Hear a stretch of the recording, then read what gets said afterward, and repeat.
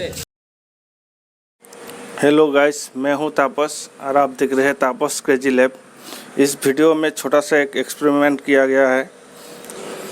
आप इस एक्सपेरिमेंट को घर पे प्लीज़ ना दोहराएं, ना करें, बहुत रिस्की हो सकता है।